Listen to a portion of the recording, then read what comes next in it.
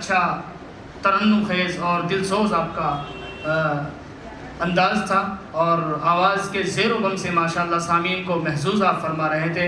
میں نے جیسا کہ عرض کیا تھا، آپ زبان و قلم اور لسان کے بھی ماہر ہیں، اور آپ ایک بہترین صحافی بھی ہیں، اور آپ وائرل نیوز کے ڈائریکٹر بھی ہیں، اور کانگریس کمیٹی کانگریس کے جنرل سیکریٹری ہیں، اور بہت ساری خدمات پر مشتمل آپ کی شخصیت ہے۔ تو بہرحال حضرت والا آپ کے سامنے۔ دیکھیے مولانا حذیفہ صاحب آنے والے ہیں اور ہمیں ہمارے صدر محترم کو سننا ہے، اس لیے میں بالکل 2020 کھیلنے آیا ہوں۔ چلیے گزارش ہے کہ تھوڑا سا بلند آواز میں درود شریف پڑھ لیجیے۔ اللہم صلی علی سیدنا و شفیعنا و حبیبنا و مولانا محمد وبارک وسلم۔ اعوذ باللہ من الشیطان الرجیم، بسم اللہ الرحمن الرحیم۔ الرحمن علم القرآن وقال تعالى يا أيها الذين آمنوا قوا أنفسكم وأهليكم نارا، وقال رسول الله صلى الله عليه وسلم كلكم راع وكلكم مسؤول عن رعيته، أو كما قال عليه الصلاة والتسليم۔ میں نے مانا میری آواز نہیں جائے گی،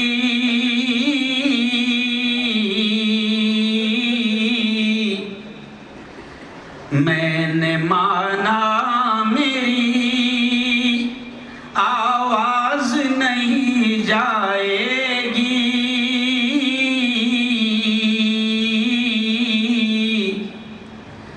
در و دیوار سے ٹکرا کے پلٹ آئے گی۔ ابھی موقع ہے کرو ان اندھیروں کا علاج،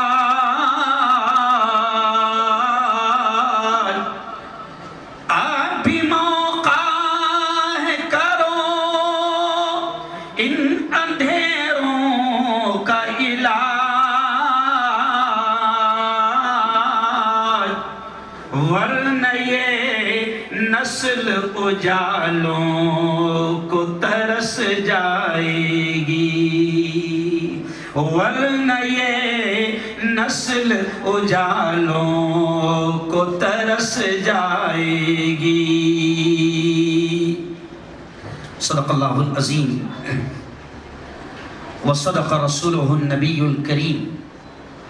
آج کی اس بہت ہی پاکیزہ، بڑی روحانی اور نورانی مجلس کے صدر محترم حضرت مولانا حلیم اللہ صاحب قاسمی، ہمارے بڑے اچھے دوست اور بڑے مشفق جناب اسلم رضوی صاحب، ایسے ہی جناب مولانا اقبال صاحب نقشبندی، حافظ اقبال صاحب انصاری، قاری دانش نبیل صاحب، اور ہمارے مولانا حبیب الرحمن صاحب، نوجوان دوستوں، بزرگوں، ساتھیوں، اور میری پردنشین ماؤں اور بہنوں، پیاری بیٹیوں، اس وقت تقریر ہمیں اپنے بڑوں کی سننی ہے۔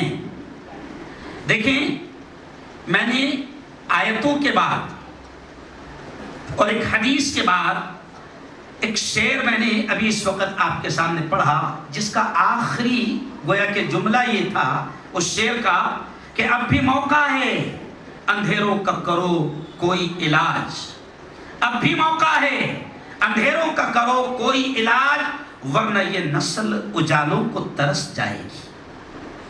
تھوڑا سا اس شعر پر آپ دھیان دیں۔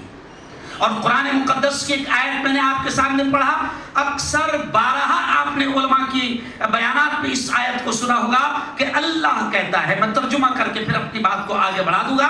اللہ کہتا ہے یا ایھا الذین آمنوا، اے وہ لوگوں جو ایمان لے آئے۔ اللہ ایمان والے مردوں سے، اللہ ایمان والی عورتوں سے، اللہ ایمان والوں سے کہہ رہا ہے قو انفسکم، بچاؤ اپنے آپ کو، واہلیکم، اپنے گھر بار والوں کو، نارا، جہنم کی آگ سے۔ ایک دم سادے انداز میں آپ کے سامنے بات رکھنا چاہتا ہوں۔ ذرا آپ سوچیں، ابھی اقبال نقشبندی صاحب بالکل بہت ہی سادے انداز میں یہ کہہ رہے تھے، اور انہوں نے بات بھی یہاں سے شروع کری کہ زمانے میں بگاڑ آ چکا ہے، تباہی مچی ہوئی ہے، اور وہ صوفیت اور خانقاہیت کی لائن سے وہ تعلق رکھتے ہیں۔ تو انہوں نے اشارہ کیا کہ اپنی اصلاح کرو، اپنے دلوں کی اصلاح کرو، اپنے قلب کی اصلاح کرو، اپنے ظاہر اور باطن کی اصلاح کرو۔ اور اس آیت میں اللہ یہ کہہ رہا ہے، پونا کے میرے بھائیوں اور پونا کی میری بہنیں جو بات کو سن رہی ہے، اللہ اس آیت میں کہہ رہا ہے کہ اے ایمان والو، اپنے آپ کو بھی اور اپنے گھر بار والوں کو بھی جہنم کی آگ سے بچاؤ۔ یہ لڑکیوں کا ادارہ ہے، یہ بیٹیوں کا ادارہ ہے، اور الحمدللہ حضرات تقریباً یہ 27واں ختم بخاری شریف آج ہونے جا رہا ہے۔ بڑی بات ہے، بہت اہم بات ہے۔ دنیاوی تعلیم کا میں اکثر ذکر کرتا ہوں، اور پھر بات یہ بھی کہوں گا کہ قسم اللہ کی کھا کر ہم ان اکابرین کے سامنے یہ بات کہہ رہے ہیں کہ ہم عصری علوم، دنیاوی علوم، اسکولی تعلیم، کالج کی تعلیم کے رتی برابر بھی مخالف نہیں ہیں، بالکل نہیں ہیں، لیکن فکر ہمیں اس بات کی ہے جو آپ کی بھی فکر ہونی چاہیے، اور یہ آج علماء بھی اس بات کی فکر کر رہے ہیں کہ آپ دنیا کی تعلیم دے رہے ہیں۔ آپ یہ بھی سوچ لیں، سچر کمیٹی کی جو رپورٹ آئی ہے برسوں پہلے آئی سر، سچر کمیٹی کی اس رپورٹ میں حضرات جسٹس سچر نے کہا ہے کہ مسلمانوں کے صرف 3% بچے مدرسوں میں تعلیم حاصل کرتے ہیں۔ کتنے پرسنٹ؟ صرف 3%۔ 97 کہا جا رہا ہے بھائی، اسکول میں، کالج میں، ہائر ایجوکیشن کے لیے ہم منع نہیں کر رہے ہیں، لیکن ہم بار بار یہ کہتے ہیں ہمارے اسلاف کی، ہمارے اکابرین کی، ہمارے بزرگوں کی پوری کوششیں اور پوری محنتیں رہی ہے کہ نئی نسل کا ایمان محفوظ رہے۔ میرے استاد محترم حضرت مولانا ابو الحسن علی میاں ندوی رحمت اللہ علیہ وہ کہتے تھے کہ ایک دور ایسا آئے گا کہ تمہیں اپنی نسلوں کا، علماء کی زبان سے یہ بھی سنا ہوگا، مرد پڑھا، اس جملے پر دھیان دیں، آپ نے علماء کی زبان سے یہ بھی سنا ہوگا، مرد پڑھا، فرد پڑھا، عورت پڑھی، بیٹی پڑھی، خاندان پڑھا۔ جب ایک بیٹی پڑھتی ہے، جب ایک عورت پڑھتی ہے، پورا خاندان پڑھتا ہے۔ ایک کہاوت آپ نے، ہم نے یہ بھی سنی ہے کہ ماں کی گود، اب آپ خود بولیں گے بچے کا، بولو ذرا زور سے، نہیں مزہ نہیں آیا، ماں کی گود بچے کا پہلا مدرسہ ہے۔ اب ماں ہی اگر جاہل ہو یا جاہل نہ ہو، دنیا سے اچھی طرح واقف ہو، ڈاکٹر ہو، انجینئر ہو، وکیل ہو، آئی پی ایس ہو، آئی ایس ہو، کلیکٹر ہو، دنیا کا بہترین علم رکھتی ہو، لیکن اگر دین کا علم نہ رکھتی ہو، اگر قرآن کا علم نہ رکھتی ہو، اگر اسلامی تعلیمات کا اس سے علم نہ ہو، اگر دین کا علم نہ ہو، تو آپ خود دل پر ہاتھ رکھ کر بتائیے کیا وہ عورت ایک بہترین باکردار تربیت کرنے والی ماں ثابت ہو سکتی ہے؟ نہیں ہو سکتی۔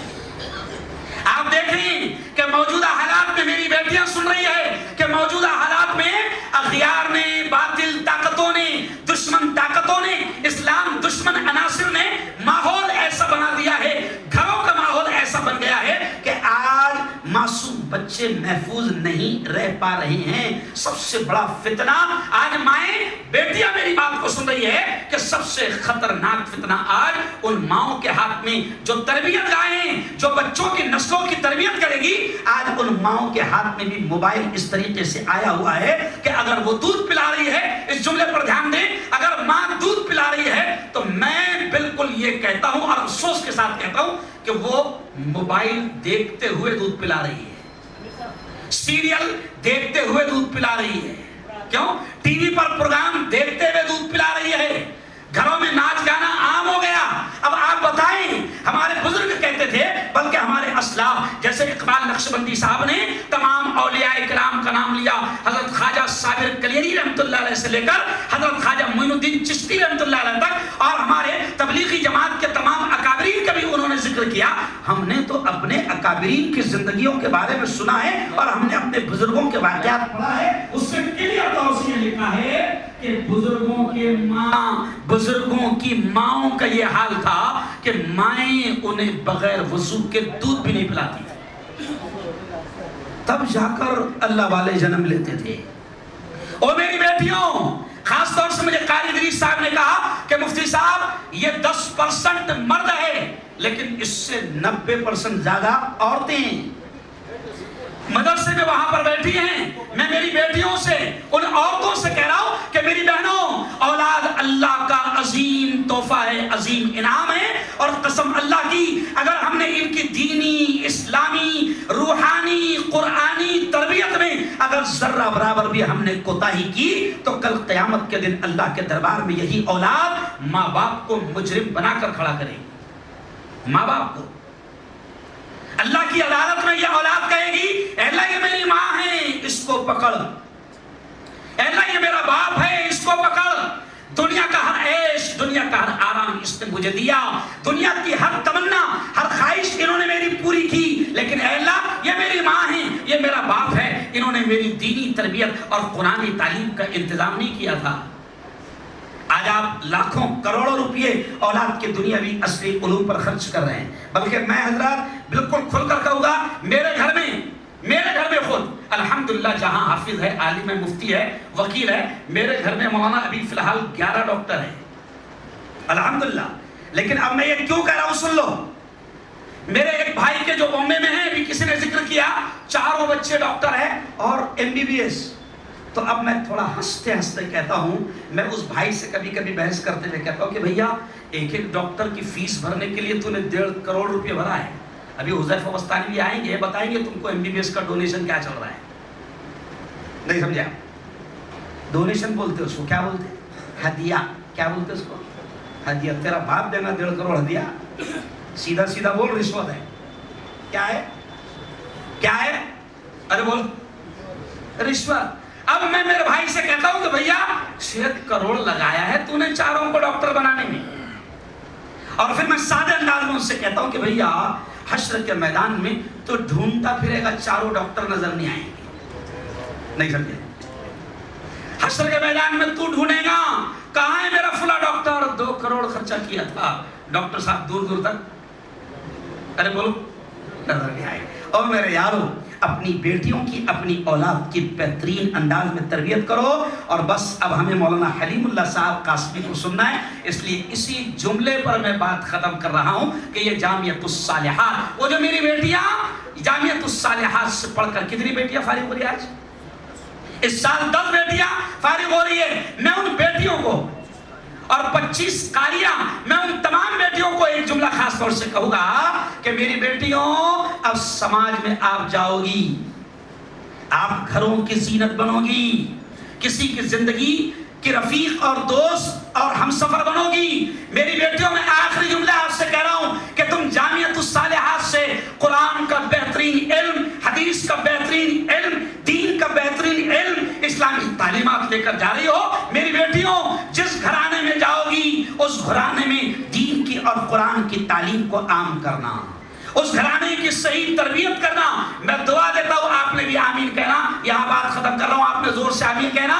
اے اللہ یہ ادارہ جامعۃ الصالحات, میرے مولا اس ادارے کو دن دوگنی رات چوگنی ترقیات نصیب فرما. اے اللہ جو خدام یہاں خدمت کر رہے ہیں ان کی خدمات کو بے انتہا قبول فرما۔ اور یہ بھی جملہ میں تمام حضرات سے کہوں گا کہ یہ ادارے جو ہیں نا، یہ فرض سمجھ رہا ہوں میں جملہ میرے اپنے آپ پر کہنا، یہ جو ادارے ہیں نا گورنمنٹ کی بھیک اور خیرات پر نہیں چلتے۔ یہ جملہ سنیں آپ کہ یہ ادارے گورنمنٹ کی بھیک اور خیرات پر نہیں چلتے۔ مسلمانوں، ان اداروں کا ہر طرح سے تعاون کرنا، ان سے محبت کرنا، ان کے ساتھ خیرخواہی کرنا، ہر موقع پر ان کا تعاون کرنا، یہ آپ کا اور میرا اسلامی اخلاقی فرض ہے۔ ان اداروں کا تعاون کریں، اور جتنے دینی ادارے ہیں سب ہمارے ہیں۔ ایک بار میرے ساتھ بول دو، جتنے دینی ادارے ہیں سب بولو زور سے، سب ہمارے ہیں۔ ان دینی اداروں کی حفاظت آپ کی اور میری ذمہ داری ہے۔ وآخر دعوانا ان الحمدللہ رب العالمین۔